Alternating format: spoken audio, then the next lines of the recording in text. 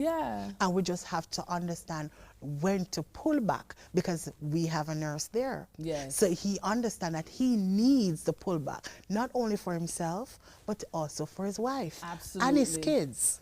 Now, the critical thing I'm getting from this is to build a team. Okay? If you have parents, if you have children, if you have yourself, yeah? Build a team. You know, I want you to take that away from this session. So we're not just saying reach out to the nurses of Eliza Care, which is important. You need a financial coach. You also need a wellness plan. You know, do you go to the gym, yoga? You need a spiritual plan. How much time do you spend at your church so that you can get spiritual food? And, you know, here's the thing about having a team and having the financial plan, because you can get help to hire people to do the tactical things like groceries, cooking, you know, helping the children, so that you can be there for more important things. Because listen, in our culture, it's very common to have, you know, someone come in for the day, clean the house. But we're talking about caregiving. Yes. This is different. Difference. What would you say is the main difference between someone who comes in once a week to tidy your house and caregiving? With a caregiver, we have medical eye. Ah, So medical with that eye, medical eye is very, very, very unique. For example, I'll be on the bus. Yes. And I see somebody come on the bus. Yes. I will look from you from head to toe, depending on your color, Yes. your skin tone. I'll see your feet, or I look at your nails. Yes. I look at your eyes. Yes. And I can hear your speech. Wow. And I can just say, okay, there's something going on. Right. So I can say to go look at my ex-husband Aubrey and you tell me what's wrong with him. Yes. Okay. All right. And then I will, you know, I'll just say, come here, what's going on? I remember walking to a post office, and the lady that was actually collecting the funds from me, I hold her hand and I said, what's going on? Wow. And she's like, oh, what? And she started breaking down. Wow. And she said, is there some, which we talk about spiritual eye also. Yes, yes, And you people have have a to be, spiritual yes, eye and and you a medical also eye, yes. have to be grounded in a lot of Yes. sense and pray. And we, when I held her hand, she's like, what? You know, and she didn't tell me what was going on, but I could actually see her skin color, just the texture of her skin. When I held her hand, I could actually, you know, feel a difference. So that's what a caregiver does. We have a medical eye. And then not only just a medical eye, but real caregivers and nurses, they can actually see beyond all of that. Wow. So we're back to the team. And I don't want to forget emotional support.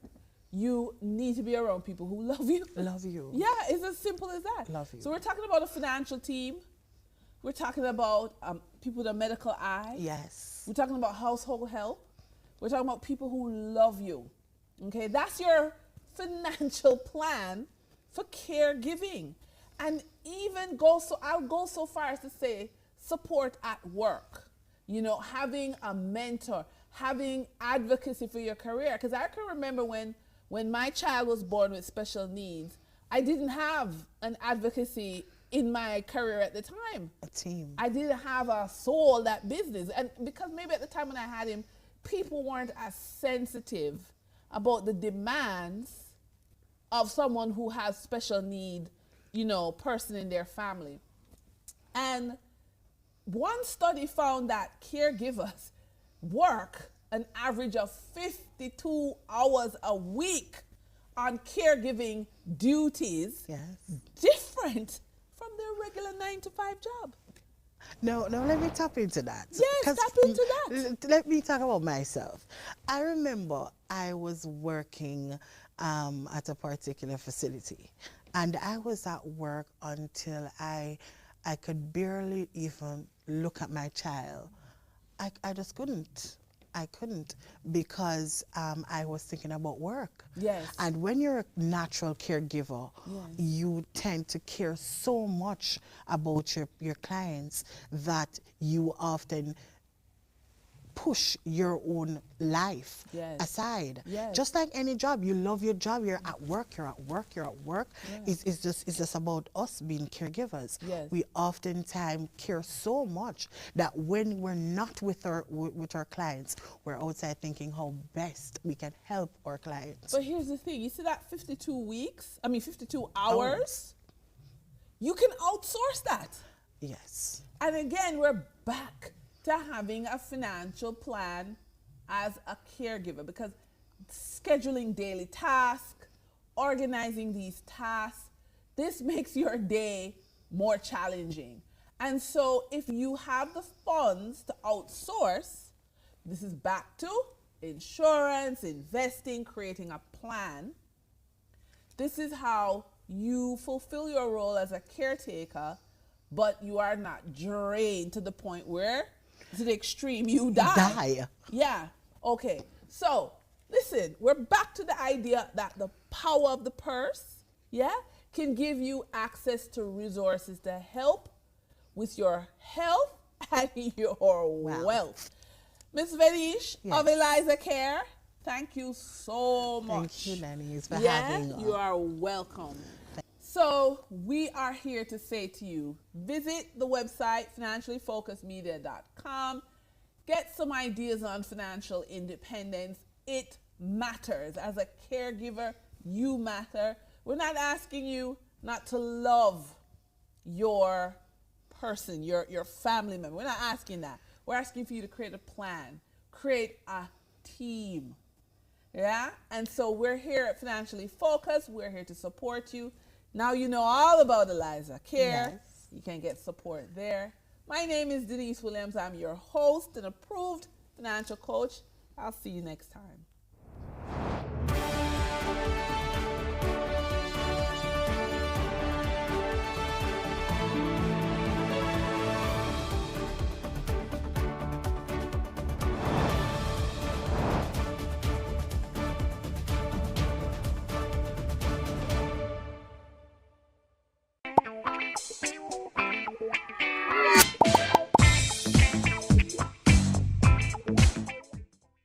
Politicians are public servants. Voting is your chance to choose your representative. Your vote is your voice. It's your ticket to the national conversation about our best interests. Your decision at the polls shapes our world. Find out where and how you can vote by contacting the Electoral Commission of Jamaica. Visit their website at www.ecj.com.jm or give them a call at 888-991-8683. Your voice matters. Your vote counts.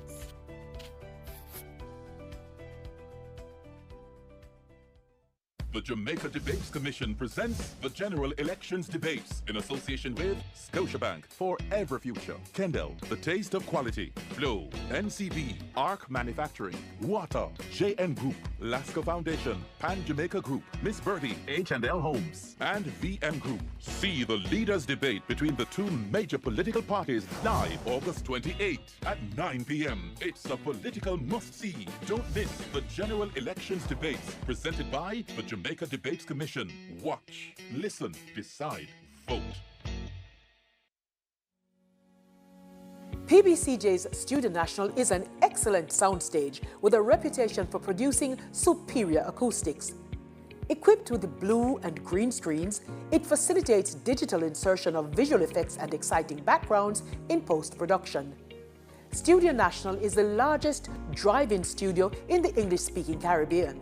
Yes, you can actually drive a vehicle right onto the studio floor. With over 4,000 square feet of floor space, the studio can easily be transformed.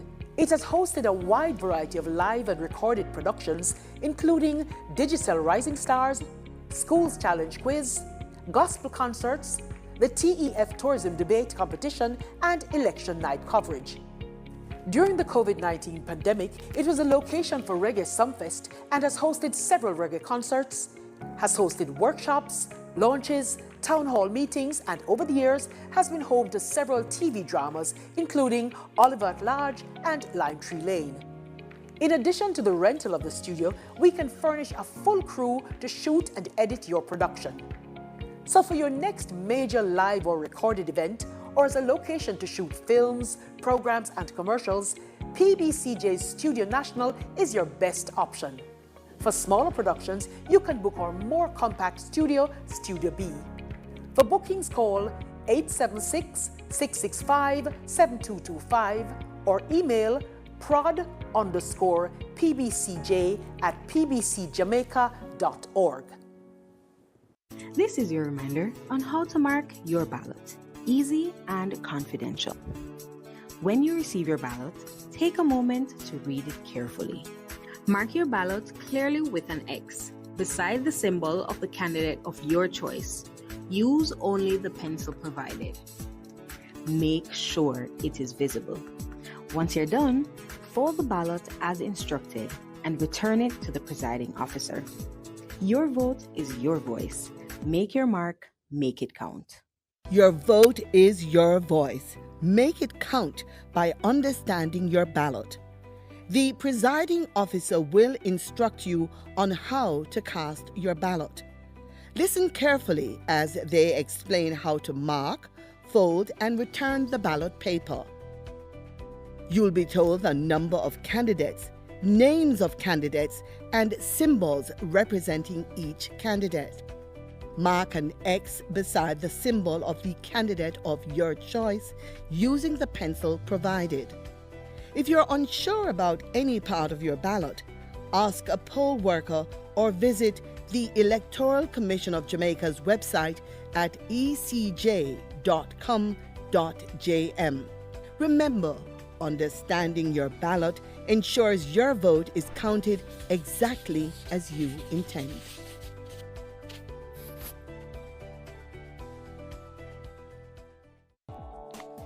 Did you know that you can vote without the new voter ID card? Once you're registered to vote, that is, your name is on the voters list, you can vote in the upcoming election. If you don't have your voter ID card, visit your polling station on election day and our trained election day workers will assist you. That was a message from the Electoral Office of Jamaica. Politicians are public servants. Voting is your chance to choose your representative. Your vote is your voice. It's your ticket to the national conversation about our best interests. Your decision at the polls shapes our world. Find out where and how you can vote by contacting the Electoral Commission of Jamaica. Visit their website at www.ecj.com.jm or give them a call at 888-991-8683. Your voice matters. Your vote counts.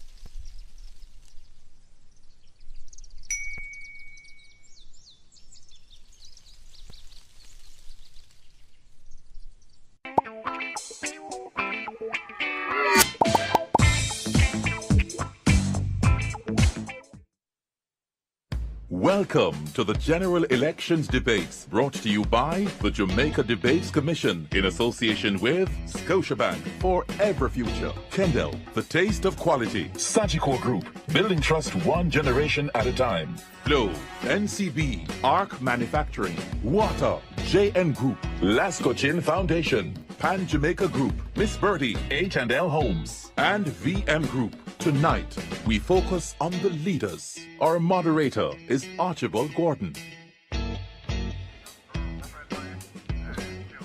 Good evening. Welcome to the final of 3 general election debates organized by the Jamaica Debates Commission, staged before a live studio audience. The debates are intended to assist in identifying, clarifying, and understanding the issues being presented in this general election campaign.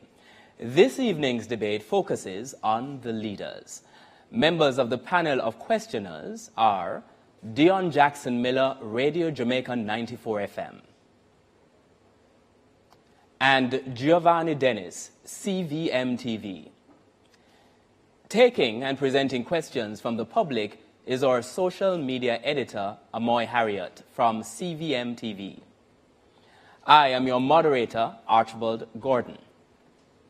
As is customary, the audience is not to applaud the debaters except for now, after we announce each debater.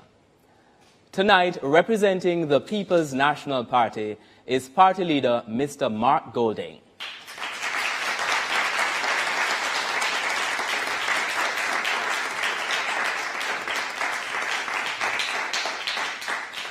Representing the Jamaica Labour Party is party leader Dr. Andrew Holness.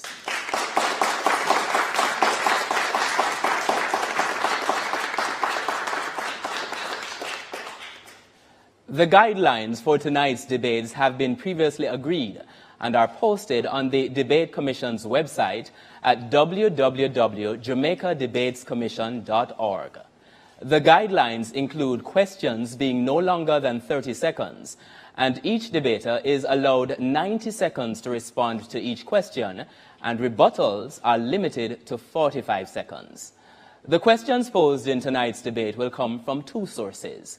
The first source is you, the public. Send us your questions via direct message on Instagram, Facebook, and TikTok to Jamaica Debates. These will be checked, selected, and asked by our social media editor. The second source of questions is from our panel of journalists. Questions are not influenced by the Jamaica Debates Commission in any way. Our sign language interpreters tonight are Dorothy Williams and Terry-Ann Bernard from the Caribbean Christian Center for the Deaf.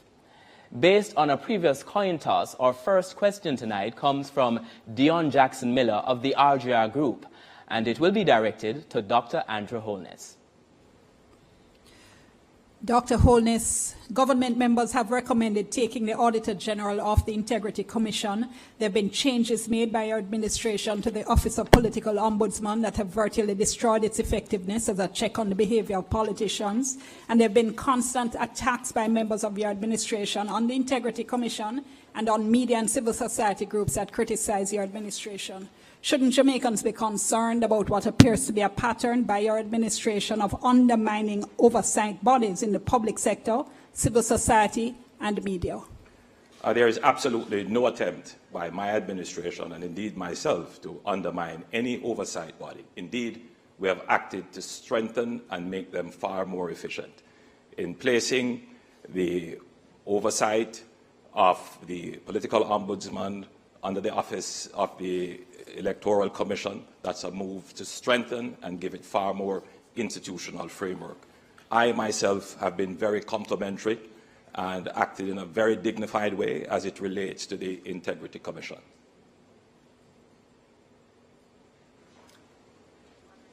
Mr. Golding will have the opportunity to respond. There has been a definite pattern of hostility from the Jamaica Labour Party government towards the institutions mentioned in the question, in particular the Integrity Commission, largely because it is well known that there are at least 10 members of Parliament who are under investigation for illicit enrichment, a serious corruption offence, of which the only one to be known is the one for whom a report has been completed and sent to the Parliament, which is you, Andrew. As a result of that, they have done their very best to try to neuter that critical institution, including the Prime Minister bringing that institution to court to undermine its effectiveness and indeed eliminate it entirely. Our next question comes from Giovanni Dennis, and it goes to Mr. Mark Golding. Mr. Golding, Keith Duncan says the PNP's proposal to increase the income tax threshold to 3.5 million is impractical and impossible to fund without new taxes. Can you explain how these planned tax breaks will work without hurting the economy? The context in which we have decided to increase the threshold to 3.5 million is the hollowing out of the middle class in this country. Working families finding it extremely difficult to make ends meet. And we believe with the debt to GDP ratio having now, after 13 and a half years of belt tightening and austerity, having now reached the cusp of the target of 60% of GDP introduced into the fiscal rules in law under Portia Simpson Miller. This is a time, this year it's expected to actually, with the readjustment of the definition and calculation of GDP, this is the year that we expect to achieve that target. That will release 2.5% to 3% of GDP of additional resources, which were not previously budgeted for in the fiscal policy paper. That is more than sufficient to pay for our entire program, including the $3.5 million increase to $3.5 million of the tax threshold, which will make our civil servants and our middle managers, and indeed most of Jamaicans who are presently suffering under the high burden of the cost of living, have money that they can spend, they can fix up their homes, extend their homes with a room, buy a car if they don't have one, pay down debt where they may be in arrears. It is necessary to preserve the country from brain drain and to keep the society intact. Dr. Holness now has the opportunity to respond. The hollowing out of the middle class is an act of the PNP. They totally decimated the middle class. It is the Jamaica Labour Party that introduced the increase in the non-tax threshold that recreated a middle class in Jamaica. In fact, when you look at the salary profile of PAYE contributors, you would see that their salaries have all risen. It is the Jamaica Labour Party, through the compensation review, that has increased salaries by over 200 billion Jamaican dollars for public sector workers. The current proposal of the PNP is unworkable. It's now time for a question from social media. We're going to Amoy Harriet. Thanks, Archie. Our first social media question tonight comes from Instagram. Shania in Kingston, she says, low voter turnout suppresses the effectiveness of a democratic society. Many Jamaicans refuse to vote because they believe both parties are corrupt. What would you say to the significant population of non-voters? And if elected, how will you hold politicians accountable for offenses against the people instead of protecting them? So in this instance, the question, you have 90 seconds to answer, and we begin with Dr. Holness. Corruption is a serious problem in our country, and corruption requires strong leadership. From my position as Prime Minister, I have taken action against any member of my political party that has been involved or accused of anything that suggests corruption. In my own case, I have been investigated for a year with an expert forensic auditor. The findings of that report have suggested no corruption. There have been no charges. Every aspect of my report, every aspect of my personal life and my personal financial details are in the public domain. I am the politician about which Jamaica knows the most. And therefore, I am the politician who can stand with the greatest moral authority to treat with any matter that is considered corrupt, as I have done in the past. And I want to give this assurance to the Jamaican people that you know me, you know about me, you can trust me, and you know that I stand against corruption. Mr. Golding has the opportunity to respond to that social media question as well. Andrew, what they know about you is that you have 28 bank accounts, that you received several $1 million in cash deposits from anonymous donors in your bank account, that your companies had transactions of over $400 million, several thousand transactions between them, and that Positive Jamaica Foundation, a non-profit which you are intimately connected with, provided resources which you use for personal investments through your personal company. We have signed the Leadership Code of Conduct developed by Integrity Commission. All of our spokespersons and myself have signed. None of your people have signed it. I am committed to ensuring that all members of the executive, when we form government, will have their Integrity Commission declarations published, not just the leader of the opposition, and what should happen, but hasn't happened in your case because you're not certified, the Prime Minister. So the whole question that has been asked is an excellent question, and we really need to step up our vigilance against corrupt behaviour, nepotism and cronyism. The volume of scandals under this Jamaica Labour Party government is unprecedented. Over the number of ministers who have had to be removed from frontline duty, many of them parked in the naughty corner in OPM rather than being sacked. It is a disgrace to the country, and your personal situation where you're operating under a deep cloud because your Integrity Commission declarations are not certified also is something which Jamaica cannot go forward with. We'll now take a short break, and we invite you to stay tuned.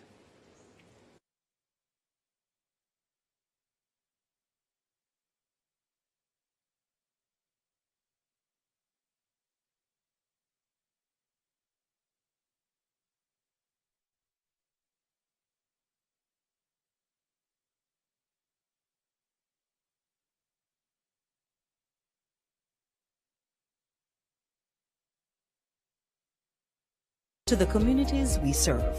By empowering individuals and organizations, we are revitalizing communities and creating a more sustainable world for every future.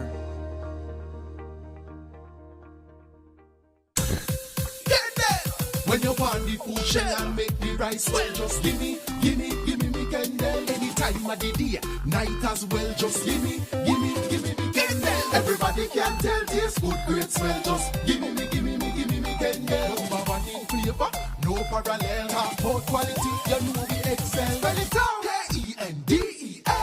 Gimme me Kendall. Another quality product from the CariMed Group. Just gimme me Kendall. At Flow, we understand your rhythm. That's why we're dedicated to building a network as resilient as you. With a team of familiar faces working every day to keep you on beat. You're at the heart of everything we do. And our commitment is to keep your rhythm flowing, no matter what. We love our country. Like you, we take pride in building Jamaica. The resilience of our people is cemented in our products, built to last for generations. Laying the foundation for thriving communities, we're committed to excellence and quality. Quality products, quality relationships. We're all proud Jamaicans, working hard, doing good, building a sustainable future for all. That same unbeatable spirit runs through us. We are ARC Manufacturing, made of Jamaica. This is your reminder on how to mark your ballot, easy and confidential. When you receive your ballot, take a moment to read it carefully. Mark your ballot clearly with an X beside the symbol of the candidate of your choice. Use only the pencil provided. Make sure it is visible. Once you're done, fold the ballot as instructed and return it to the presiding officer. Your vote is your voice. Make your mark, make it count. If you want $10,000 to spend this summer, what would you spend it on? Something nice? Something unforgettable? So theme park or all inclusive? Ask the experts. If I win, you're not gonna see me in the same outfit twice. Mommy, I got it covered. Tuition, everything, masters, here I come. Invest in your future and celebrate while you're at it. Promotion ends September 14. Conditions apply. Team, we need to pass the ball quicker. Much quicker. And you need to make sure. Need to. I'm the coach. And I'm the assistant coach. No. Your job is to bring the water and keep us hydrated. Matter of fact, where's the water? I've got it, coach.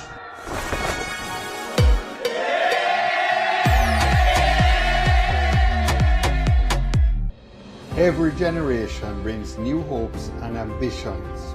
For 55 years, Sagicor has been helping Jamaicans to realize their dreams. As we celebrate our past, we look forward to continuing that legacy of trust, providing support and financial solutions for the next generation to succeed. Sagicor, building trust, one generation at a time. Tomorrow's success will depend on the decisions we make today. At the Scotia Jamaica Foundation, supporting the well-being of our nation is more than a choice. It's a heartfelt promise to the communities we serve. By empowering individuals and organizations, we are revitalizing communities and creating a more sustainable world for every future.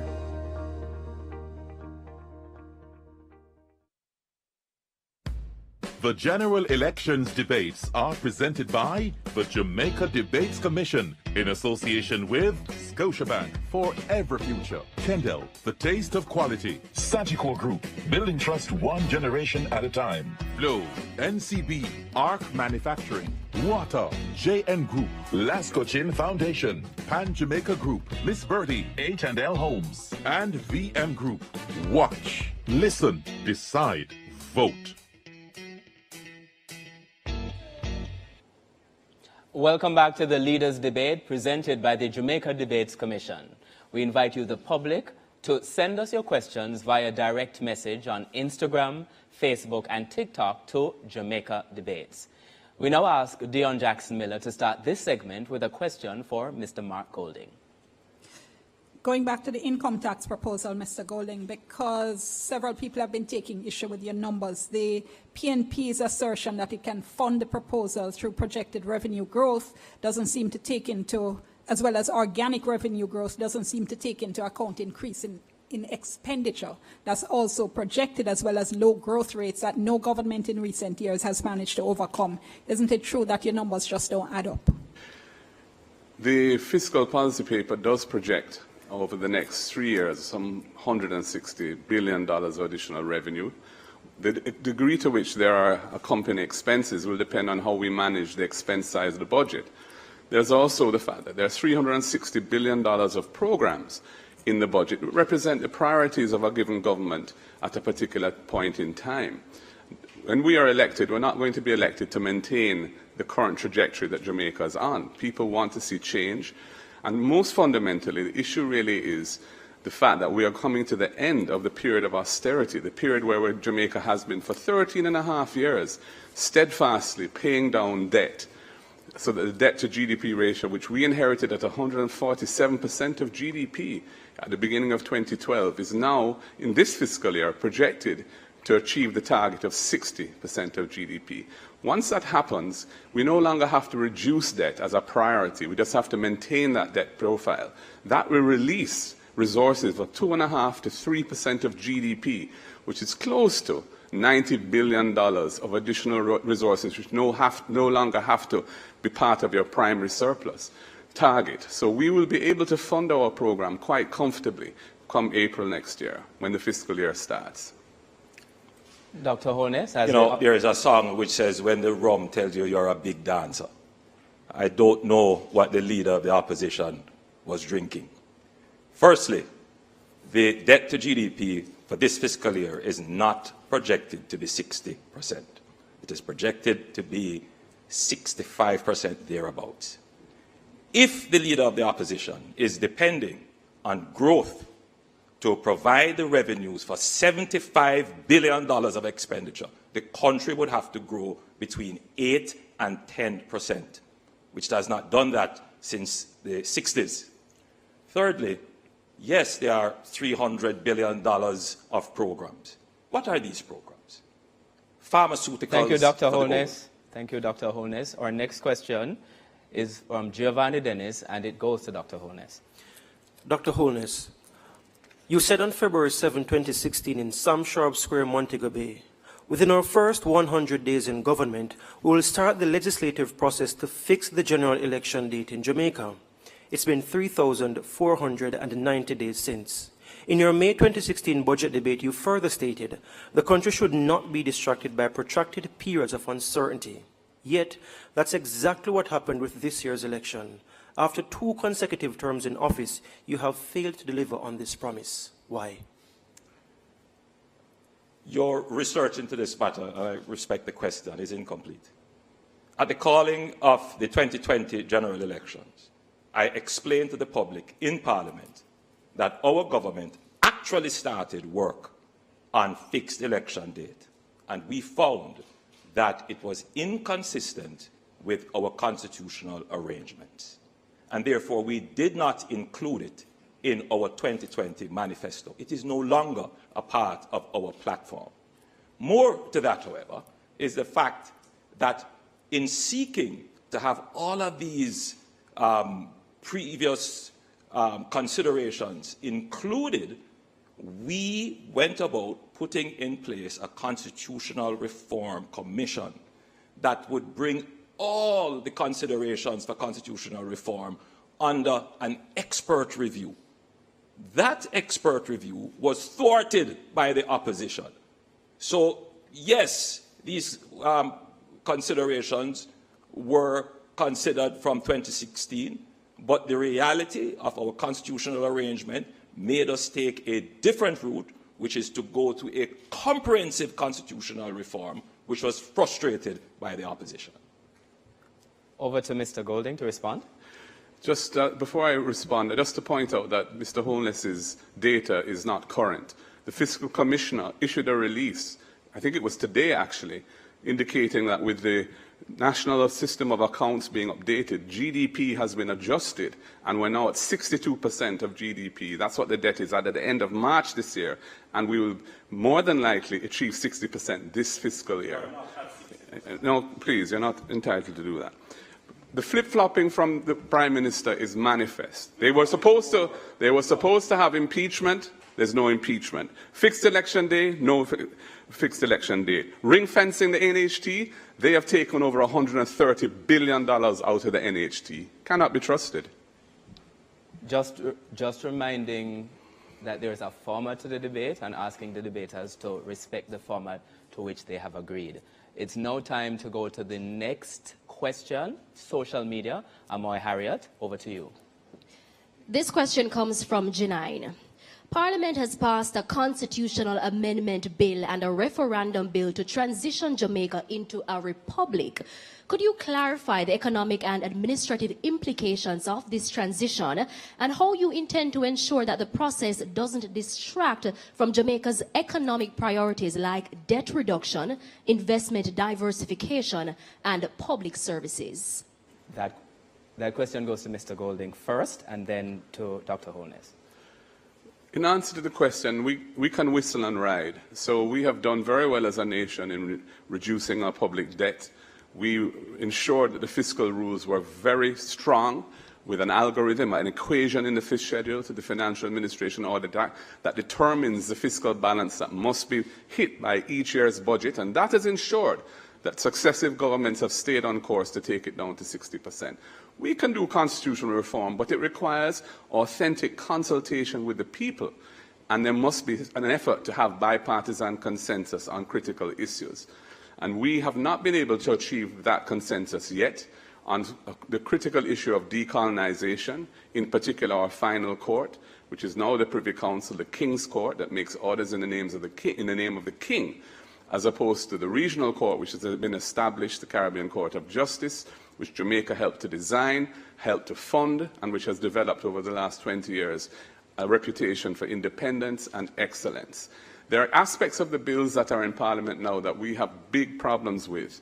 In particular, the fact that effectively it will allow the Prime Minister to appoint the President, because a simple majority of both houses will do it if we do not agree who that person is. I think that is wrong. I think that the President of the country must command the trust and confidence of both sides of the political aisle, and indeed the wider public. Dr. Holness? To be clear, the bills before Parliament do not give the Prime Minister the ability to appoint the President. We are the party that have advanced the greatest, the process of repatriating our sovereignty. I am a Jamaican through and through, and I want to see my country's sovereignty represented by a Jamaican. It puzzles me as to why the opposition is trying to frustrate this. The opposition says we must always consult the people, yet they do not want to consult the people on a fundamental architecture of our society, our final court of appeal. They are inconsistent, they are hypocritical, flip-floppers. They were the ones who nudged, encouraged, and agreed with the government that a process should be started for the repatriation of our sovereignty. Midway the process, they have turned around to say they have challenges with it. What is it that they really want? Are you truly a Jamaican? It's time for our next question. It is from Dion Jacks Miller, and it goes to Mr. Golding.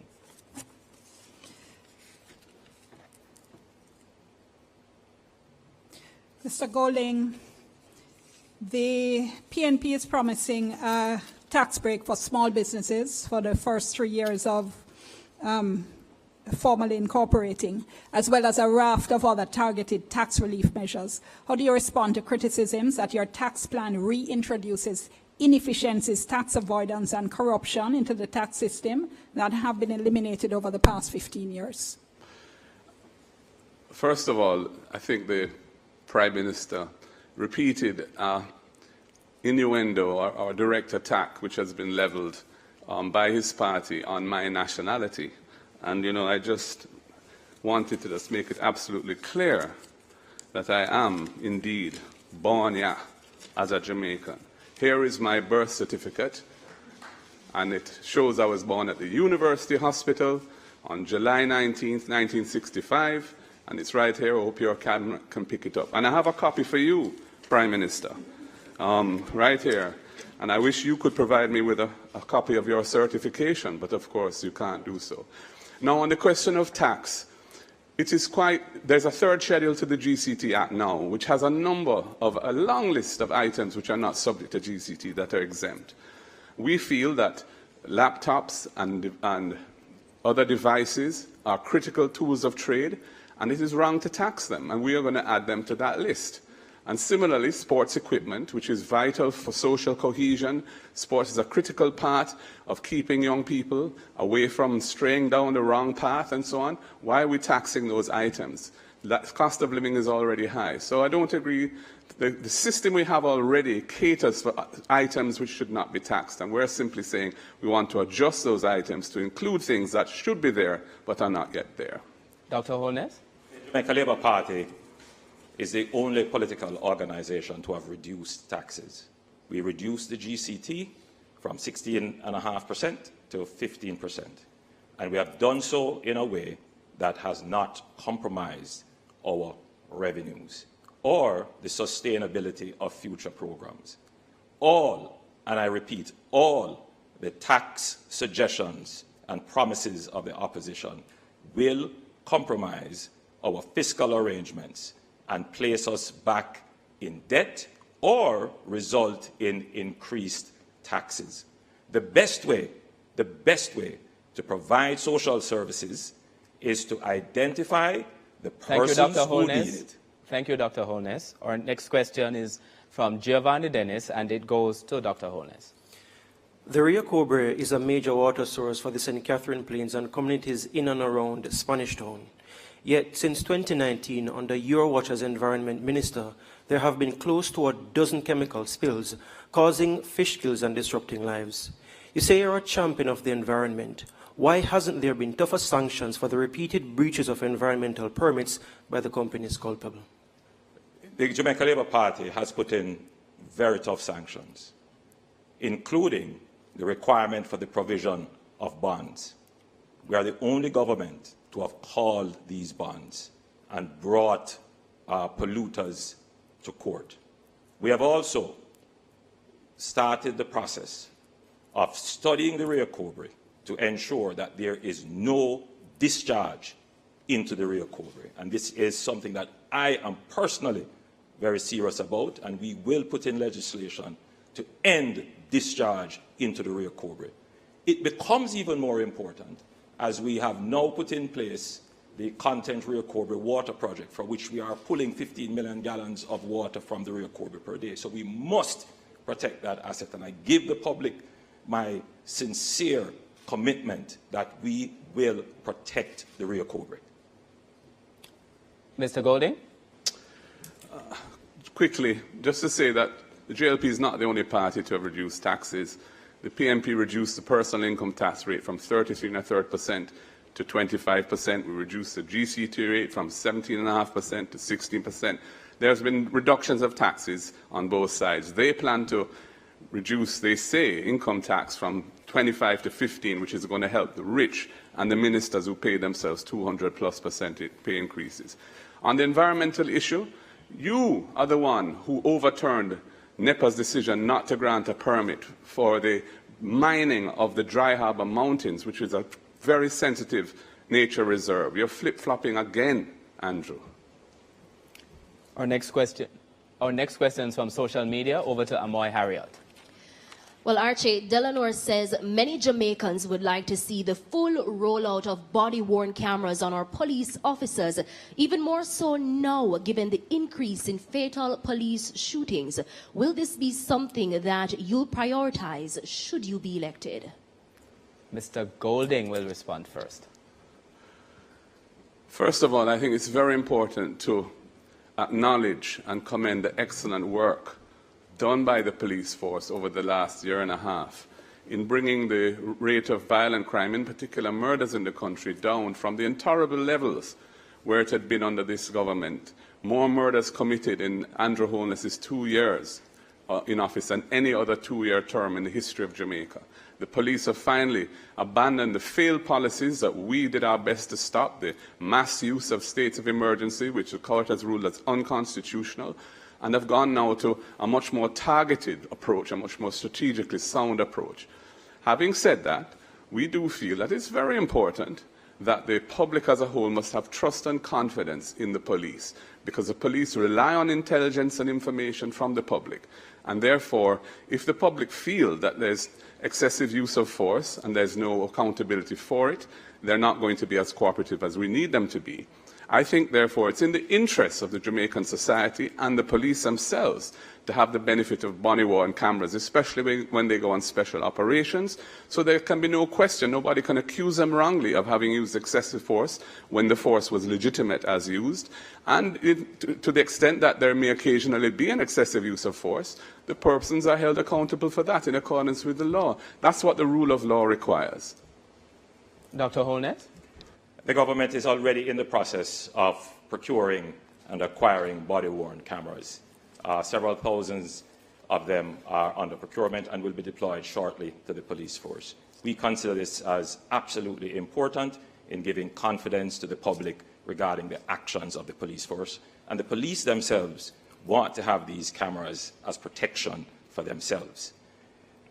Interestingly, however, the leader of the opposition states that the states of public emergency did not work.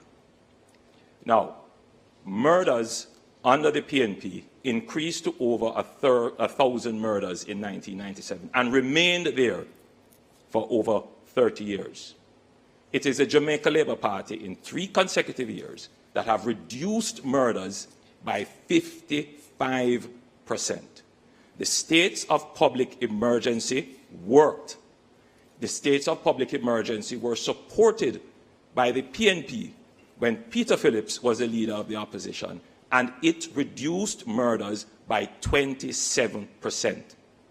Since we did not have the cooperation of the opposition, murders went up.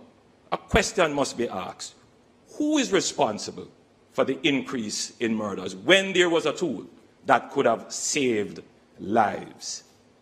It is a serious question. Now, Giovanni Dennis has indicated that he would like to ask one of his 2 follow-up questions. I believe that question will go to Mr. Golding. Mr. Golding. Mr. Golding, I want to go back to the matter of your dual citizenship. It took days for you to confirm that you held dual citizenship and weeks for you to renounce it. Why didn't you acknowledge the issue upfront, and why should Jamaicans believe you will be forthcoming with them on any issue, even if it's uncomfortable in the first instance? I didn't hesitate to acknowledge dual citizenship. I was born in Jamaica. I had a British father, and I inherited British citizenship by descent from him. And that's lawful under the laws of Jamaica, and indeed parliamentarians in Jamaica are permitted to be dual nationals. I therefore didn't consider it to be something which was problematic. However, when it was raised last year and politicized, I decided I want to know what the Jamaican people felt about it, because I thought really my response ought to be driven by them. We did an internal poll. It showed that a majority thought I should renounce, and so I did. And I renounced my British citizenship in August last year. Dr. Holness, rebuttal.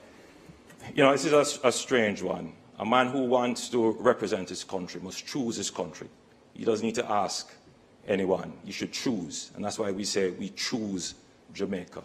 It is indeed of concern that it was not until your 40s, when you were becoming a minister of government, that you sought to have a Jamaican passport.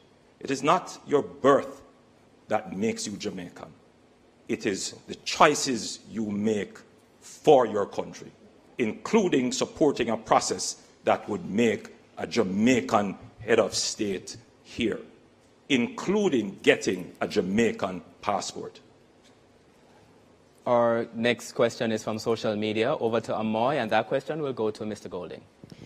On TikTok, Taj says, given the current negotiations surrounding the U.S. Keep Call Centers in America Act and its potential to impact over 50,000 Jamaican BPO workers, how does your administration plan to safeguard both employment and livelihoods for young Jamaicans if outsourcing opportunities decline? That's a good question, and the truth is that the evolution of technology, especially the advent of artificial intelligence, is also a threat to the type of services that are provided through outsourcing. So we are going to have to ensure that we try and upskill our existing workforce so that they can be trained to do the type of tasks that technology isn't going to be as adept at dealing with as human beings. And we also have to provide other avenues for employment for young people. That's why we're going to establish the Youth Innovation Fund, which will provide grants and loans to young people to get them into business if they want to get into business. And it will enable them to pursue their talents in tech or in creative industries or any other area of endeavor so that they can express themselves, help to monetize their talent, and build brand Jamaica. And so those are the types of things that need to be done. We also want to emphasize training and the role of the private sector in training. We'll be giving an incentive, a dollar-for-dollar matching of all businesses who invest in upskilling and training. We will match their investment through the H.R.S. program to encourage them to invest further in training and upskilling the workforce so they can employ more people in higher paying jobs. Right now, too many of our people are struggling in low-income jobs, low-wage jobs, low-tech jobs. The same question goes to Dr. Holness. Well, let me give you some practical and real answers instead of airy-fairy stuff. Jamaica is already positioning itself for nearshoring and friendly shoring of the recalibration of the global supply chain. And that is why we have made a massive investment in the Caymana's development and in Raintree. These are real investments that will bring production to Jamaica and jobs to Jamaica. We have already started to ensure that over 120,000 Jamaican youths can access training free of cost under HART. And much of that training is in support of not just BPO, but logistics. But more than that, we saw the change in technology coming and the impact it will have. And that is why we have invested in a coding and technology academy, the Amber Heart Academy, where hundreds of Jamaican youth are trained in not just the basics, but as high up as data science because what we want to create in our society are the trained skills that can attract the jobs that we are already negotiating for. You have a government that understands the changing global dynamics. Thank you, Dr. and putting in Ones. place measures to take advantage of it. We'll now take a short break and we invite you to stay tuned. The general elections debates are presented by the Jamaica Debates Commission. Watch, listen, decide, vote.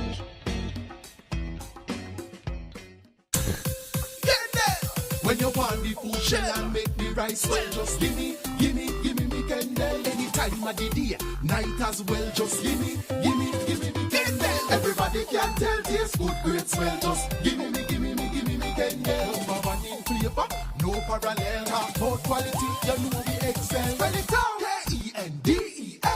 Gimme me Kendall. Another quality product from the CariMed Group. Just gimme me Kendall.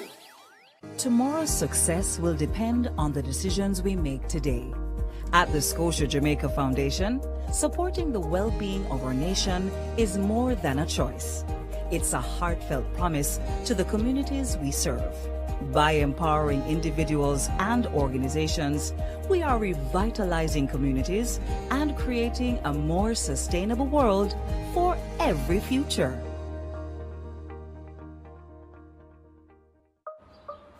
At Flow, we understand your rhythm. That's why we're dedicated to building a network as resilient as you.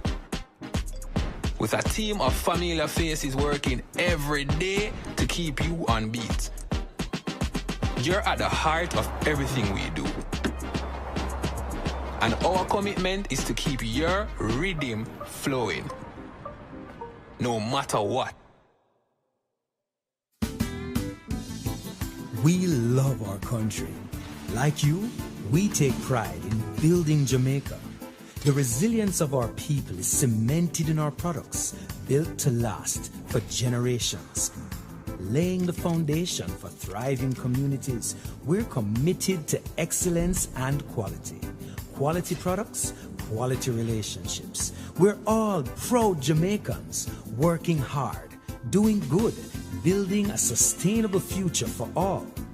That same unbeatable spirit runs through us. We are ARC Manufacturing, made of Jamaica.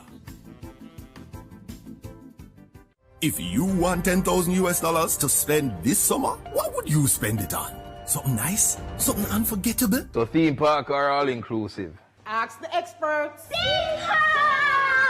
If I win, you're not gonna see me in the same outfit twice. Mommy, I got it covered. Tuition, everything, masters, here I come. Invest in your future and celebrate while you're at it. Promotion ends September 14. Conditions apply. Team, we need to pass the ball quicker. Much quicker. And you need to make sure. Need to.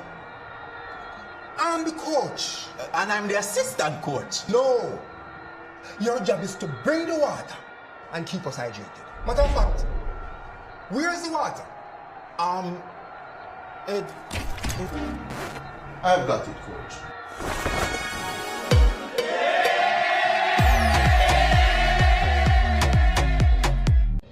Every generation brings new hopes and ambitions. For 55 years, Sagicor has been helping Jamaicans to realize their dreams. As we celebrate our past, we look forward to continuing that legacy of trust, providing support and financial solutions for the next generation to succeed. Sagicor, building trust, one generation at a time.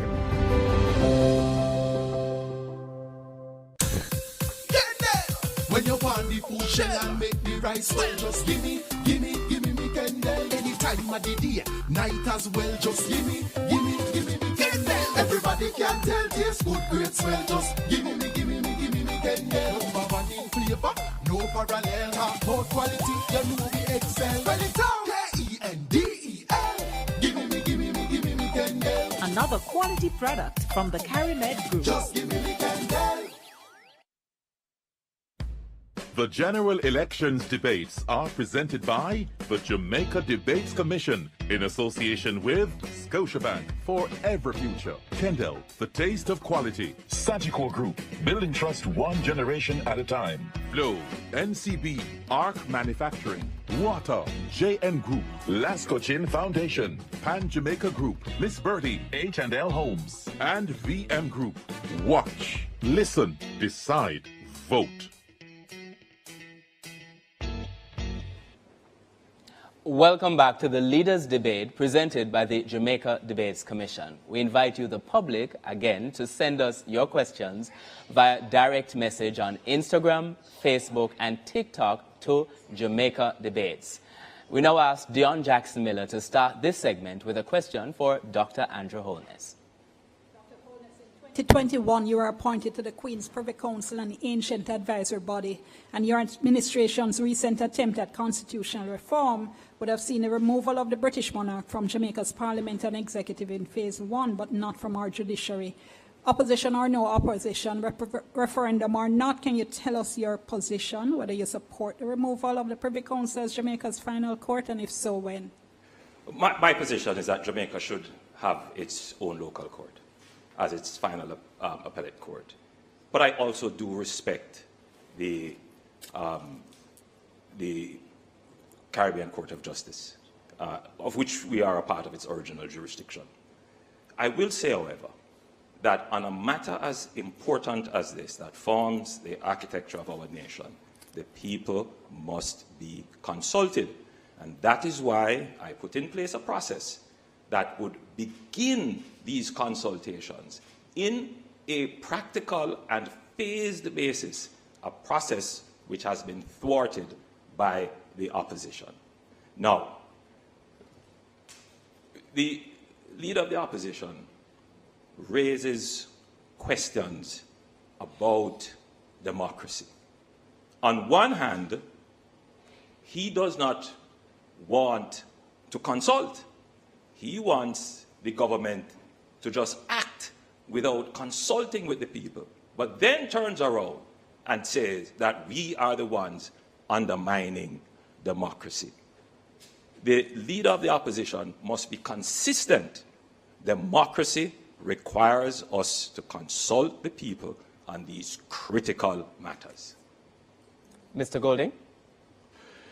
Yes, Mr. Holness, shortly before the visit of Prince William to Jamaica, became a member of the King's Privy Council. So one has to wonder how he was choosing Jamaica when he did that.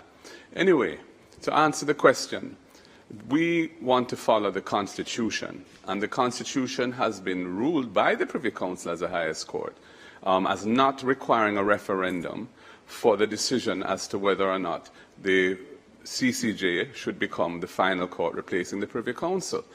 And that is what we think ought to be done. No other country that has moved away from the Privy Council has had a referendum to do so, and there are good reasons for that. Our next question is from Giovanni Dennis, and it goes to Mr. Golding. Mr. Golding, the PNP under your leadership has flip-flopped on a number of issues. For example, Julian Robinson on May 16, 2023, said the opposition takes no issue with the massive salary increase for parliamentarians.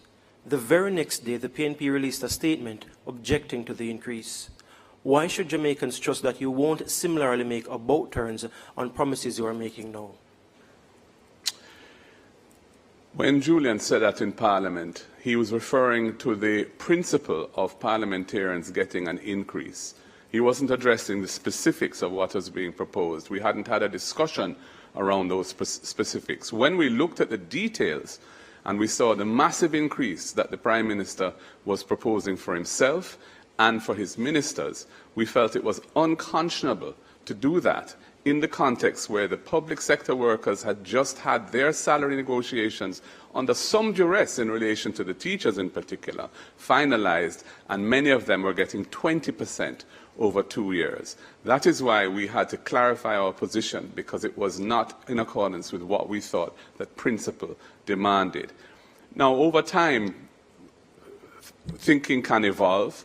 People change their positions on issues. So, for example, we are looking at this whole question of the 3.5 salary, the $3.5 million threshold increase. And we've seen where, as the debt target is achieved and resources can be released, it can be afforded. We weren't calling for 3.5 2 years ago, but we see that the need, inflation, etc., have happened. Cost of living pressures are there. Our evolution, our thinking has evolved, and we think that this is the right thing to do now, and we're committing ourselves to it. So, you know, I don't think the criticism is justified. Thank you, Mr. Golding. Dr. Holness now has... I have to call out that the leader of the opposition is telling lies. Julian Robinson stood in Parliament and said he supported the increase. Clear, and the tapes are there. Secondly, he calls the increase unconscionable, yet he takes it. I, Andrew Michael Holness, did not take it. The option was available to him as well.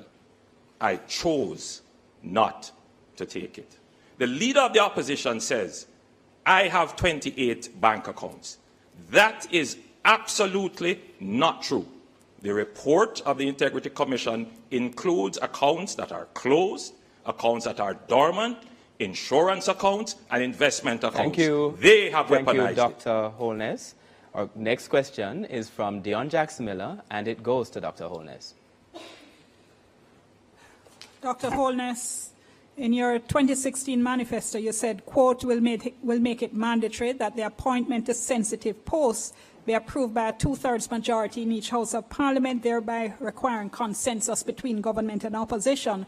Now, the posts identified included the Office of Director of Public Prosecutions. Not only did you not implement this, but you disregarded the opposition's objections in the case of the recent extension, which led to a court case. Wasn't this a betrayal of the principle of bipartisanship that you had been proposing 9 years before? Absolutely not. And indeed, in some instances, there are parliamentary review of sensitive positions. And I want to be also very clear that the constitutional reform process that we have put in place would take into consideration all of these proposals that were made. We cannot tinker with the Constitution, doing a little thing here and a little thing there, and therefore we decided to put it in a comprehensive process, again, which the opposition has thwarted.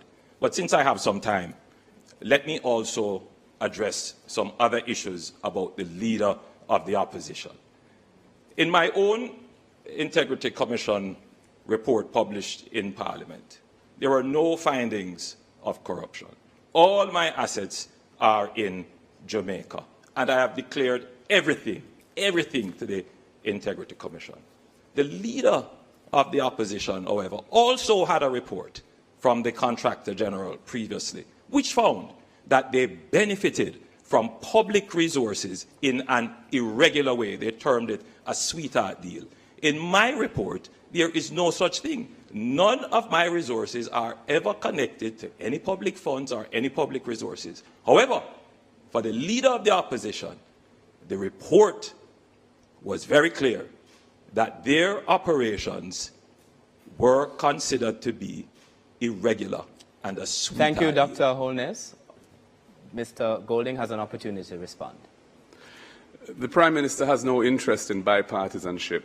He has strong dictatorial tendencies and really would prefer not to consult with the opposition at all if he didn't have to.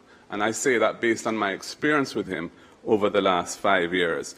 He talks about he didn't want to tinker with the Constitution. Then why did he seek to amend the Constitution as a one-off, tabling the bill and seeking to pass it on the same day to extend the DPP's tenure beyond what was constitutionally allowed? That was tinkering, Prime Minister, so come on. And in terms of Integrity Commission reports, my declarations have been certified every year as being proper. Yours have not, because you are under investigation for illicit enrichment. Thank you, Mr. Golding. Our follow-up question now, Dion Jax-Miller has indicated she'd like to use the first of her follow-up questions. On the same issue of the DPP's appointment, Principal Dr. Holness doesn't require constitutional amendments, though. And if it is that you were committed to the principle of bipartisanship, why would you have rejected such strongly worded opposition coming from the opposition leader? End of the day, this matter was taken to the court, and the courts decided. and the DPP was reinstated. I want to also clarify something that the Leader of the Opposition said. The investigations carried out by the Integrity Commission are at an end. I am not currently under any investigation. There were no findings of corruption or charges. The Leader of the Opposition continues to try to weaponize these things because that is the only crutch he has to stand on. I, Andrew Holness, am thoroughly transparent. Thank you, Dr. Holness. Thank you, Dr. Holness. Mr. Golding has the opportunity to respond. Again, Andrew Holness is being disingenuous and tricky. The Integrity Commission referred his matters to the Financial Investigations Division, a law enforcement agency charged with investigating serious financial crimes, for further investigation. What was his response? When there was a vacancy at the head of it, he sought to appoint or influence the appointment of somebody who is his close personal friend and who had said publicly on nationwide radio that he didn't see anything wrong in the report on Mr. Holness's financial situation, the Integrity Commission's report. It was clearly a set-up job, and we feel that very strongly that this needs to be addressed. Thank you, Mr. Golding. Our next question is from social media. I'm going to hand over to Amoy. Malik on Facebook says, many Jamaicans feel the economic growth that's been reported hasn't lowered their grocery bills or electricity costs. How do you measure economic success beyond the statistics? Dr. Holness has the opportunity to respond first. The first measure is income. And 280,000 jobs have been created in Jamaica, which means that more Jamaicans have income. There is a rise in income. Let's look at the minimum wage. The Jamaica Labour Party government has tripled the minimum wage. So there are more Jamaicans earning more at the lower levels of our country. Further, access to basic amenities. 350,000 Jamaicans have access to potable water, and in our next term, we will ensure that the 900,000 Jamaicans which now don't have reliable or full access to water will have access to water. Transportation, public transportation. We have done an amazing job in reducing bus fares and increasing the convenience and efficiency of public transportation, including implementing a rural bus fare system. On electricity, we have reduced the GCT on electricity, a promise made by the previous government and not kept. We have done it in a sustainable way. But more importantly, we have not placed any new taxes on the people of Jamaica since our government has been managing the fiscal affairs of this country. Mr. Golding has an opportunity to respond. First of all, I think the question is sound because statistics don't tell the full picture. Jamaica's competitiveness has been falling, yet they say that we have record low unemployment. Several 100,000 Jamaicans are outside the labour force and are not measured for that purpose. And indeed, you're regarded as being employed if you're employed 1 hour a week. 55% of Jamaicans are suffering from food insecurity. That is what the United Nations says, the FAO, which is an agency of the UN, says. 55% of Jamaicans are not getting adequate nutrition. That is not consistent with prosperity or low poverty rates or low unemployment rates. As for transportation costs, those are extremely high for many Jamaicans, which is why we want to introduce the RIDE program, a subsidy for rural children to help them to get to school in an affordable way. It's $10,000 per child who needs it in each family. So if you have more than one child, each one of them would qualify for this, because we recognize that that is one of the causes of absenteeism in schools at the moment. As for electricity, the rate and cost of electricity under this government has gone way higher than where we left it at 23 cents per kilowatt hour. Now it's over 40. And as for the GCT, they are providing a subsidy at the moment, but they haven't said for how long, and there's no commitment to keep Thank it you, on. Mr. Golding. We are now going to be taking a short break, and we invite you to stay tuned. The general elections debates are presented by the Jamaica Debates Commission. Watch, listen, decide, vote. Every generation brings new hopes and ambitions.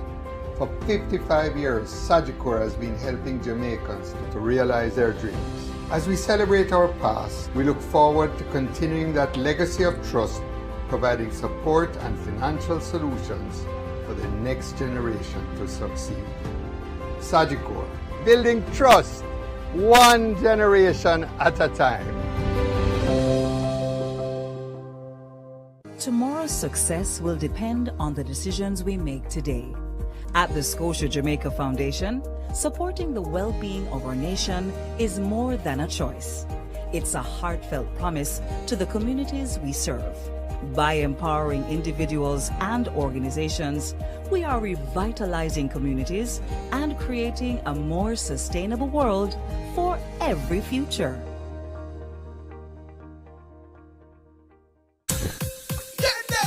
When you're on the food shell and make the rice well, just gimme me Kendall. Anytime of the day, night as well, just gimme me Kendall. Everybody can tell taste good, great smell, just gimme me Kendall. Number one in flavor, no parallel. Talk about quality, you know we excel. Spell it out, Kendel. Gimme me Kendall. Another quality product from the CariMed Group. Just gimme me Kendall. At Flow, we understand your rhythm. That's why we're dedicated to building a network as resilient as you. With a team of familiar faces working every day to keep you on beat. You're at the heart of everything we do. And our commitment is to keep your rhythm flowing. No matter what. We love our country. Like you, we take pride in building Jamaica. The resilience of our people is cemented in our products, built to last for generations. Laying the foundation for thriving communities, we're committed to excellence and quality. Quality products, quality relationships. We're all proud Jamaicans, working hard, doing good, building a sustainable future for all. That same unbeatable spirit runs through us. We are ARC Manufacturing, made of Jamaica. If you want 10,000 US dollars to spend this summer, what would you spend it on? Something nice? Something unforgettable? So theme park or all inclusive? Ask the experts. If I win, you're not gonna see me in the same outfit twice. Mommy, I got it covered. Tuition, everything, masters, here I come. Invest in your future and celebrate while you're at it. Promotion ends September 14. Conditions apply. Team, we need to pass the ball quicker. Much quicker. And you need to make Need to. I'm the coach. And I'm the assistant coach. No. Your job is to bring the water and keep us hydrated. Matter of fact, where's the water? I've got it, coach.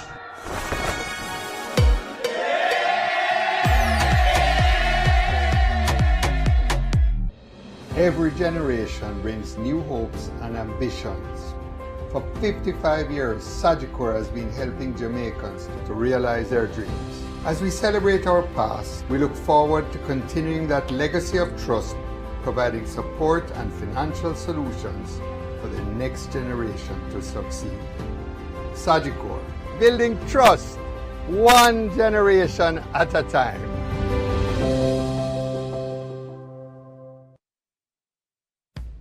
The general elections debates are presented by the Jamaica Debates Commission. in association with Scotiabank for every future. Kendall, the taste of quality. Sagicor Group, building trust one generation at a time. Flow, NCB, Arc Manufacturing, Water, JN Group, Lasco Chin Foundation, Pan Jamaica Group, Miss Birdie, H&L Homes, and VM Group. Watch, listen, decide, vote. Welcome back to the final segment of the Leaders' Debate presented by the Jamaica Debates Commission. We invite you, the public, to send us your questions via direct message on Instagram, Facebook, and TikTok to Jamaica Debates. Now, this segment actually begins with a follow-up question. Giovanni Dennis has indicated that he'd like to ask one of his follow-up questions, and that goes to Dr. Andrew Holness. Dr. Holness, on the matter of your government's hostility towards accountability institutions, in a world where journalists reporting on the conflict in Gaza are being murdered, the constant attacks on the press in Jamaica by both political parties undermine press freedom and has been reflected in Jamaica's slippage on the World Press Freedom Index. We have just seen the release of the names of journalists that both political parties objected to participating in the national debates. Why do both parties continue to undermine press freedom and put journalists in danger? To be clear, my political party does not undermine press freedom. To be clear, my political party did not object. The objections came from the PNP. And historically, it is the PNP that has been vociferous, including attacking a particular radio station. I personally have stayed away from any negative commentary about any journalists. Journalists are important, and I support strong journalism. And I want to make that absolutely clear. In the time I have, I will rebut. I am in no way associated with the head of the FID. My understanding is that the head of the FID is a friend of the leader of the opposition. Thank you, Dr. Holness. Mr. Golding has the opportunity to respond. Press freedom is a fundamental pillar on which democracy is based, and I and my party fully support press freedom. The Prime Minister said something which was untrue when he said that only our side objected to some journalists. Their side also objected. In fact, we objected to 3, they objected to 4 journalists, and the matter was eventually resolved, and here we are. And the truth is that some journalists in the country are not as independent as others, are not as professional as others, and it is quite legitimate to criticize persons who you don't feel are living up to the standards of their profession. But we would never do anything to threaten or undermine press freedom, or indeed to make any journalist feel unsafe. And if it ever happens, we'll take out whatever it needs to stop it happening. Thank you, Mr. Golding. Our next question is from Dion Jax-Miller, and it goes to Mr. Golding. Mr. Golding, Coswell Barnett is a blind Jamaican who is also a very experienced and very qualified teacher, but who was out of a job for 4 years. Now, your manifesto promises to protect the right of persons with disabilities. Those Jamaicans are disproportionately affected by poverty. Vision 2030 says that governments haven't been living up to a reserve a percentage of public sector jobs for persons with disabilities. That would have helped people like Mr. Barnett and others like him. Would a PNP government implement such a recommendation? Thank you for that question, Dion. I come from a family that has delivered transformational national service to the country, in particular in the area of persons with disabilities. My father was the first orthopedic surgeon in Jamaica, and he established what was then the Polio Center, became the Mona Rehabilitation Center. And when he died in 1996, it was named after him. It's now called the Sir John Golding Rehab Center. He also established the Hope Valley Experimental School, a school for integrated education for able-bodied and children with disabilities. 2 parliamentarians went to that school, and he established the National Road Safety Council, because of his awareness of the fact that many people who end up with disabilities is as a result of road traffic accidents. I am, and we are very committed to implementing the UN Convention for the Persons with Disabilities, which Jamaica was the first country in the hemisphere to sign. And we are the ones who passed the Disabilities Act, brought it to Parliament. This government took 7 years to bring it into effect. We're glad it's in effect, but it needs to be actualized now in practice so that persons with disabilities feel and see the benefits of it. We are fully committed to that, and we are going to establish a National Disabilities Fund to aid persons with disabilities so that they can have their assistive aids, they can get help to establish themselves in business at home and improve sidewalks for their transportation. We are committed to the community of persons with disabilities.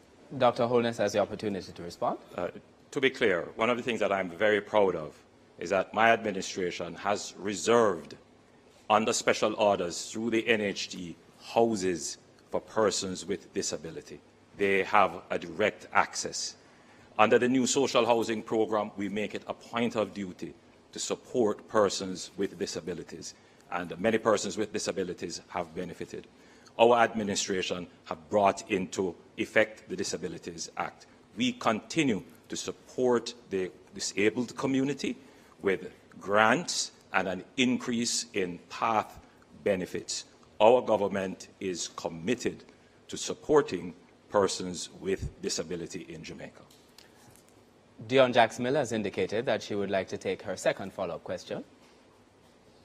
Yes, Mr. Golding, we hear the broad statements of policy and principle, but what persons with disabilities want are jobs, which is why I'm asking specifically if your administration would implement a recommendation to reserve a certain percentage of public sector jobs for persons with disabilities. Yes, we have committed to that across MD&As, ministries, departments, and agencies, that we would like to see quotas or an allocation for the disability community to have the benefit of employment opportunities in the public sector.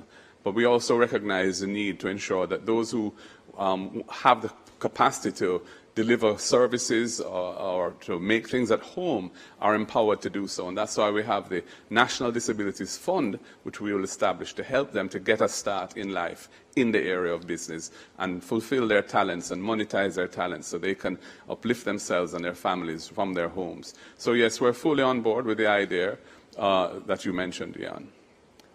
Dr. Holness, to rebut. Most definitely. We will do that, and we will do more. In fact, at the Office of the Prime Minister, we do make it a point of duty to ensure that persons with disabilities are employed at the Office of the Prime Minister, and we will give that directive, if it is not already in effect, to all the ministries. But more than that, people with disabilities want to be independent, and they want to work independently, many of them. And we, through various initiatives, including through the various development funds that we have, will provide resources to persons with disability so that they can start their own businesses. And I think that is really the critical thing, to ensure that our persons with disability are independently earning income. Our next question still goes to Dr. Holness, and it comes from Giovanni Dennis. Dr. Holness, communities like Charlemont, Birdsucker, Acadia, and many others across the corporate area have complained and have taken the government to court for inadequately regulated developments. Justice Hart Hines, in a 2021 ruling, said the KSAMC and NEPA have been dilatory in their mandate to enforce local planning laws and regulations. In December 2021, he said work was being done to restructure the entire approval process, yet the issues persist. Why isn't more being done to force the KSAMC and the NEPA to do their jobs to enforce the building regulations?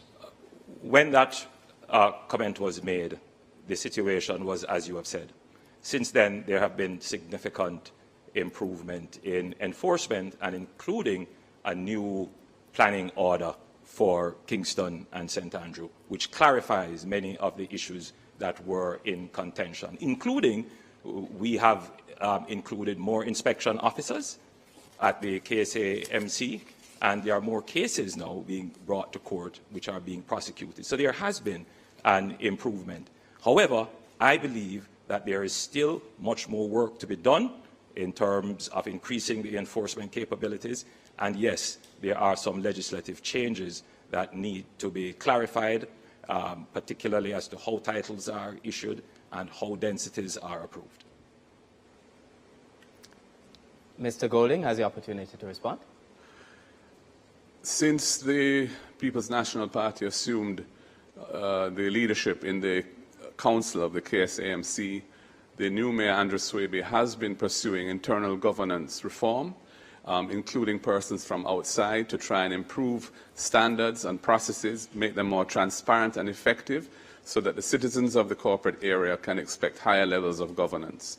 I think it's unfortunate that in the case of Mr. Holness and his wife, they are in the business of real estate development, or certainly she is, and that presents serious conflicts of interest which have manifested themselves in some of their own schemes that they have developed.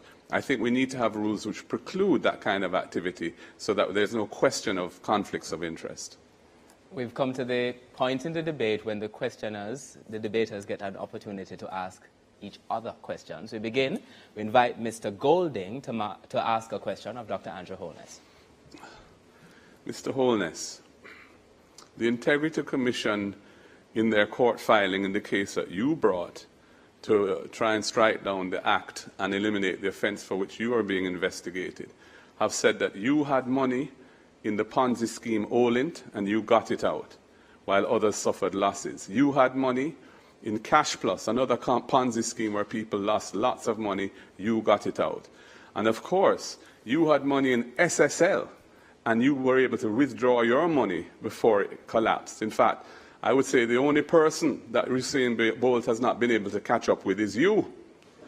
And I want to ask you, how do you think and why do you think the people of Jamaica should trust you to be in charge of the governance of the country for a third term with that track record and with that cloud hanging over your head? The leader of the opposition is a liar and cannot be trusted. I lost money in Cash Plus and Olint. However, the PNP accepted and received $1 million from Olint. He has no credibility to talk about Ponzi scheme. They benefited from the Ponzi scheme to fund their election campaign. He questions my wife's integrity about development. My wife and my family are hard-working Jamaicans. We started off with taxes like many other Jamaicans, and I have worked hard. He has sought to weaponize that. But the people who receive me when I go into the country, they say, Andrew, don't worry. No weapon formed against you shall prosper. Mr. Golding, your rebuttal. I made the point that for the Prime Minister and his wife to be in the real estate business when so many of the agencies of government which regulate that business fall under his Ministry of Economic Development and Job Creation creates the possibilities for conflicts of interest, and I stick by that position. We now invite Dr. Andrew Holness to ask a question of Mr. Mark Golding. The leader of the opposition speaks about integrity and trust. He was an advisor to a former Minister of Finance that put in place a policy of high interest rate, for which he acted as a broker for the government to invest loans and bonds for which he received a commission of high interest rate, to the point where one of his members described this as the greatest transfer of wealth from the poor to the rich. He, the Toponaris lawyer, has made billions of this, yet he does not disclose this in his integrity report. In fact, he doesn't even have a house in Jamaica. How can we believe you? And do you have assets in overseas companies for which you have not disclosed? I've disclosed all my assets, and that's why my Integrity Commission declarations are certified. Your allegations are scurrilous and false. You made reference to DB&G, although you didn't call the name. DB&G was established in 1992 as an investment firm by 3 young Jamaican entrepreneurs. When the financial sector meltdown occurred some years later, and FinSAC was established as a response to try and protect the savers of this country so they didn't lose their money in their deposits in the banking system and their pensions and so on, DB&G, like other financial firms at the time, had to navigate that carefully to survive. We eventually were approached by a leading international bank, Scotiabank, who did a thorough due diligence on the company. It's a listed company. We were a listed company from inception. Our audited financial statements are public. Our quarterly financial statements are public. They looked at us inside out and upside down, found nothing, absolutely nothing untoward, and they bought the company. And we have nothing to hide on when it comes to DBNG. I would say, why is your government, having spent $200 million on this Commission of Inquiry into FinSac, hiding the FinSac report? Is it because you and your wife bought a house from somebody who had been FinSacked? You're a hypocrite, Andrew Holness, to be accusing me of anything in relation to FinSac when you have been a direct beneficiary of the losses of somebody who was FinSacked, who lost their home because of FinSac. Again, you go to attacking my wife when you, according to the Contractor General's report, benefited from a sweetheart deal that was irregular. You benefited off the backs of the Jamaican people in creating your wealth. You were a connected party with the then Minister of Finance, and you advised and created the FinSac debacle with high interest rate. You benefited from FinSac. I did not purchase a FinSac house. I bought a house on the open market. And again, you come with weaponized lies. Your lies will not work. We now go to closing statements. Now, based on the earlier coin toss, Mr. Mark Golding of the PNP will go first. The general election next week, Wednesday, presents a historic opportunity for the people of Jamaica. After 13.5 years of belt-tightening and austerity, we are finally in a situation where the debt-to-GDP ratio has achieved, or is on the cusp of achieving, the 60%, which was written into the fiscal rules by Portia Simpson Miller. That means that the fiscal rules and prudent economic management can change gear and look at how we can grow the economy and build a society with a better quality of life for all. We see some serious issues that need to be addressed. 700,000 Jamaicans or thereabouts live on public land, lands where they've built their homes, but they don't have titles. The colonial era law set the period as 60 years of occupation before they can get ownership. We are going to reduce that to 25 years. We're going to give them titles. And that is going to unlock over $1 trillion of wealth, which is now sealed up and quarantined in the old colonial era law that is still on the books. That is why also we're increasing the threshold to 3.5 million, so working families who are struggling to make ends meet can get a little break so they can live a better life. It's why we're going to be removing the tax from the overtime pay of workers earning up to $6 million, so they can make it easier in life as well. And when I govern the country as Prime Minister to serve you, I will ensure that accountability and transparency are at the center of what we do, and any hanky-panky, any violation of the public trust will be met with the full force of the law with no protection from me.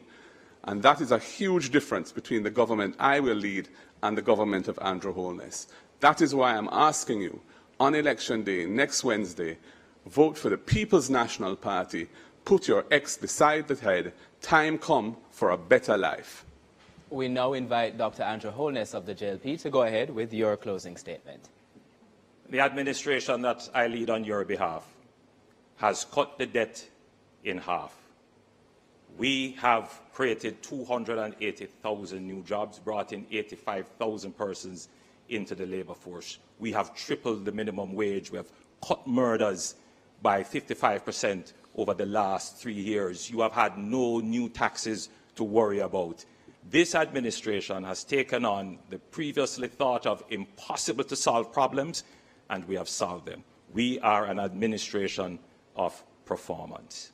In our next term, our pensioners who have worked so hard will get a break. Those earning $6 million or below will pay no income tax. We will give a new income tax rate, which will be graduated, which will see everyone paying lower taxes. You will see 60,000 more houses being brought on the market, with 15% of them dedicated to young people. We will give incentives to developers to build houses for young people. You will see a new transportation system for rural school children coming into being.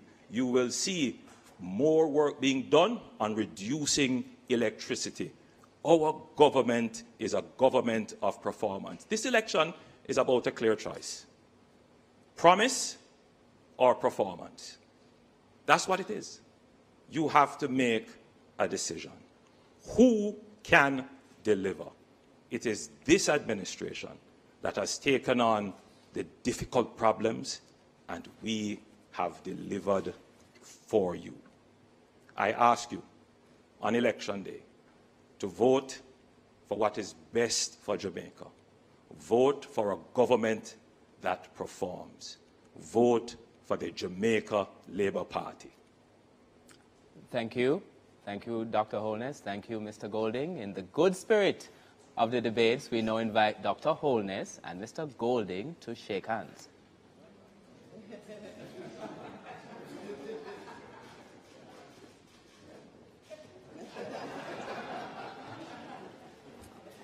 And now we can breathe. That concludes the leadership debate between Party Leader Dr. Andrew Holness, representing the Jamaica Labour Party, and Party Leader Mr. Mark Golding, representing the People's National Party. Our sincere thanks to both party leaders and all the debaters. This was the final debate in the 2025 General Election Debate Series. Thanks for joining us. Thanks to our studio audience, our production crew, production and funding partners, and most of all, our viewers and listeners all across Jamaica and the diaspora. I am Archibald Gordon. Good night.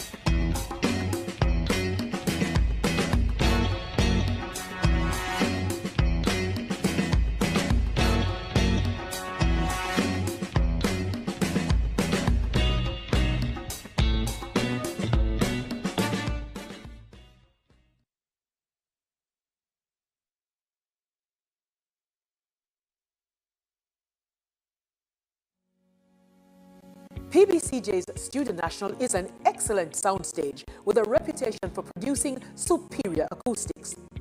Equipped with the blue and green screens, it facilitates digital insertion of visual effects and exciting backgrounds in post-production. Studio National is the largest drive-in studio in the English-speaking Caribbean. Yes, you can actually drive a vehicle right onto the studio floor. With over 4,000 square feet of floor space, the studio can easily be transformed. It has hosted a wide variety of live and recorded productions, including Digicel Rising Stars, Schools Challenge Quiz, gospel concerts, the TEF Tourism Debate Competition, and election night coverage. During the COVID-19 pandemic, it was the location for Reggae Sumfest and has hosted several reggae concerts, has hosted workshops, launches, town hall meetings, and over the years has been home to several TV dramas, including Oliver at Large and Lime Tree Lane. In addition to the rental of the studio, we can furnish a full crew to shoot and edit your production. So for your next major live or recorded event, or as a location to shoot films, programs, and commercials, PBCJ's Studio National is your best option. For smaller productions, you can book our more compact studio, Studio B. For bookings, call 876-665-7225 or email prod_pbcj@pbcjamaica.org. Election campaign financing legislation empowers all Jamaicans to know how election campaigns are funded. All gifts, sponsorships, and monies donated to a political party or candidate must be disclosed.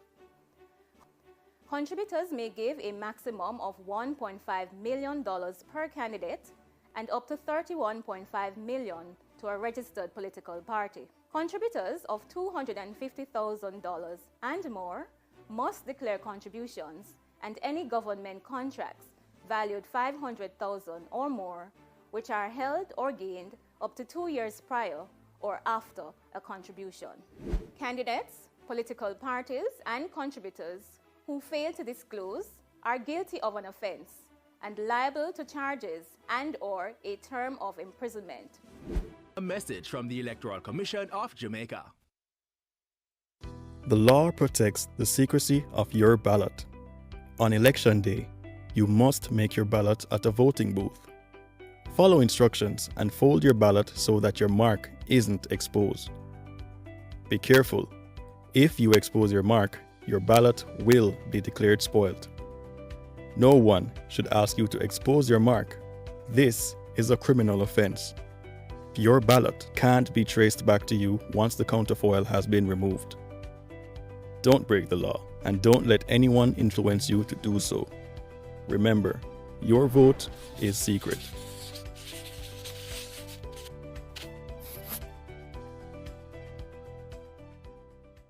Hey Jamaica, are you ready to make a change? It's time to get involved and vote in the general elections. Your vote is your power. Remember, your voice matters. Speak up for what you believe in. Make your voice count